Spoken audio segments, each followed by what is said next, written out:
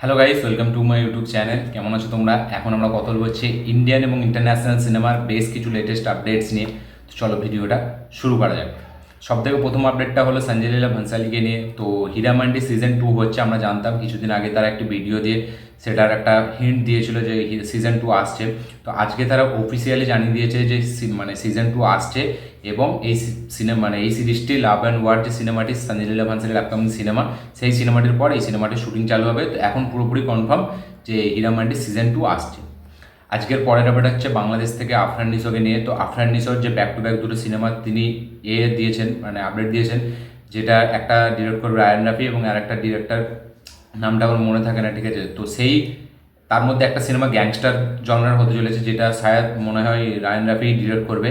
তো সেই সিনেমায় আফরান নিশোর নেক্সট একটা সিনেমাতে আমরা মাহিয়া মাহিকে দেখতে পেতে চলেছি নায়িকা হিসাবে। ইয়েস, অগ্নি সিনেমার যে নায়িকা, ঠিক আছে, মাহিয়া মাহি, তাকে আমরা দেখতে পেতে চলেছি আফরান নিশোর অপোজিটে। এবার দেখা যাক, এর আগে তারা একটা সিরিজ করেছিল, ঠিক আছে, সিরিজের নামটা আমি ভুলে যাচ্ছি। তো তারা একটা সিরিজে তাদেরকে একসাথে দেখা হয়েছিল, তারপরে এই সিনেমাটিতে তারা প্রথমবার একসাথে কোলাবোরেট করতে চলেছে। তো আফরান নিশোর নেক্সট সিনেমার নায়িকা হতে চলেছে মাহিয়া মাহি। আজকের পরের আপডেট হচ্ছে কার্তিক আরিয়ানকে নিয়ে। তো সুরজ বরজাতিয়া, ঠিক আছে, তার যার সালমান খানের সাথে একটি সিনেমা আসার কথা ছিল, যেটার নাম হলো প্রেম কি শাদি, ঠিক আছে। তো সেই সিনেমাটি সালমান খান তো হলো না তার সাথে, তারপরে সেই সিনেমাটি শাহিদ কাপুরের কাছে গিয়েছিল, অফারটা গিয়েছিল শাহিদ কাপুরের সাথেও, সেই সিনেমাটি হয়নি। ফাইনালি এখন শোনা যাচ্ছে যে কার্তিক আরিয়ানের সাথে এই সিনেমাটি হতে যাচ্ছে। ইয়েস, কার্তিক আরিয়ানকে অ্যাপ্রোচ করেছে মেকার্সরা। এবার দেখা যাক এটা অফিসিয়াল পুরোপুরি কনফার্মেশন কবে আসে। তো কার্তিক আরিয়ানকে হয়তো আমরা সুরজ বরজাতিয়ার নেক্সট সিনেমায় দেখতে পেতে পারি, এরকমই আপডেট উঠে এসছে যে সুরজ বরজাতিয়া তাকে স্ক্রিপ্টটা শুনিয়েছে। এবার দেখা যাক এটা অফিসিয়াল কনফার্মেশন কবে আসে। পরের আপডেট হচ্ছে হলিউড থেকে কিলিয়ান মার্ফিকে নিয়ে। তো তার একটি খুবই জনপ্রিয় ওয়েব সিরিজ, ঠিক আছে, পিকি ব্লাইন্ডার্স। তো সেই সিরিজটা ওপরে সিনেমা হতে চলেছিল, এই আপডেটটা আমি দিয়েছিলাম, ঠিক আছে, সেটা ডেভেলপমেন্টে ছিল। তো এখন পুরোপুরি কনফার্মেশন পেয়ে গেছি যে এই সিনেমাটি হচ্ছে, অফিসিয়ালি এই সিনেমাটি হচ্ছে এবং এই সিনেমাটিকে ডিরেক্ট করছে Tom Harper. Yes, Tom Harper এই সিনেমাটিকে ডিরেক্ট করবে এবং এই সিনেমাটির শুটিং চালু দিয়েছে সেপ্টেম্বর মাস থেকে। হয়তো 2025-এর শেষের দিকে হয়তো আমরা এই সিনেমাটি দেখতে পেতে পারি। নেটফ্লিক্সে রিলিজ হবে এই সিনেমাটি। তো দেখা যাক এবার সিনেমাটি কীরকম হয়। পিকি ব্লাইন্ডার যেই লেভেলের জনপ্রিয়তা পেয়েছে এবং কিলিয়ান মার্ফির ওই ক্যারেক্টারটা যেই লেভেলের পপুলার, ঠিক আছে, সেই লেভেলটাকে ম্যাচ করতে পারে নাকি এটাই দেখার বিষয়। তো পিকি ব্লাইন্ডার এখন অফিসিয়ালিভাবে ঘোষণা করা হয়ে গেছে। এর পরের আপডেট হচ্ছে প্রভাসকে নিয়ে। তো তার much awarded most anticipated cinema কালকি 2898 এডি, এই সিনেমাটিকে নিয়ে। এই সিনেমাটি শোনা গেছিলো যে 7 তারিখে এই সিনেমার ট্রেলার আসবে, এরকমই অনেকটাই কনফার্মেশন এসেছিল, ঠিক আছে। তো সবাই এক্সপেক্ট করেছিল যে 7 তারিখেই আসবে, কিন্তু আজকে আনএক্সপেক্টেডলি এটা অফিসিয়ালভাবে ঘোষণা করা হয়ে গেছে যে এই সিনেমাটির ট্রেলার আসতে চলেছে 10ই জুন। ইয়াস, 10 তারিখে আমরা এর প্রথম ট্রেলারটি দেখতে পেতে চলেছি। এবার দেখা যাক এই সিনেমার ট্রেলারটি কীরকম হয়। প্রত্যেকটা প্রমোশনাল ম্যাটেরিয়াল খুবই ভালো একটা পজিটিভ ভাইবস এনেছে। দেখা যাক এবার এই তারা যে ওয়ার্ল্ডটাকে দেখাবে ট্রেলারটাই, সেই ওয়ার্ল্ডটা কতটা সুন্দর লাগে এটাই দেখার বিষয়। তো 10 তারিখে এই ট্রেলার আসতে চলেছে।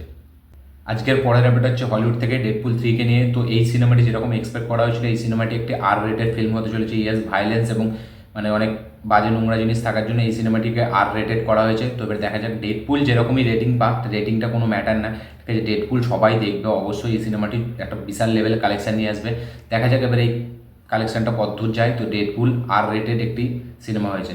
এবার এর পরের আপডেটটাও ক্রিস হেমসওয়ার্থকে নিয়ে হলিউড থেকে। তো রুসো ব্রাদার্স তারা এক্সট্রাকশন 3-র ওপর কাজ করছে, ঠিক আছে। এই আপডেটটাও আমি কিছুদিন আগে দিয়েছিলাম যে এক্সট্রাকশন 3 হবে এবং তার ওপর তারা কাজ করছে। এবার তার ওপর তারা একটা অরিজিনাল স্টোরি লাইনের সাথে তারা এগোতে চায়, কোনো সিকুয়েল না।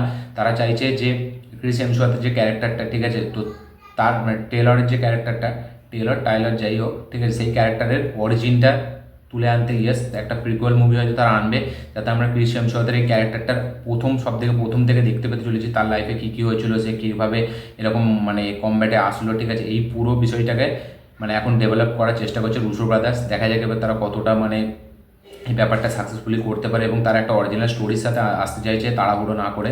তো এক্সট্রাকশন 3 হচ্ছে এবং যতটা সম্ভব এই সিনেমাটি প্রিকুয়াল হতে পারে। দেখা যাক এবার কী হয়। প্রথম দুটো তো আউট অফ দ্য বক্স একটা সাকসেস পেয়েছে, ঠিক আছে। দেখা যাক এর 3 নম্বর পার্টটি কীরকম হয়। এটা সিকুয়াল, এটা প্রিকুয়াল, এটা সিকুয়াল না। আজকের পরের ব্যাপারটা হচ্ছে সূর্যা 44কে নিয়ে। তো কার্তিক সুবরাজের আপকামিং সিনেমা, যেটাতে আমরা সূর্যাকে দেখতে পেতে চলেছি।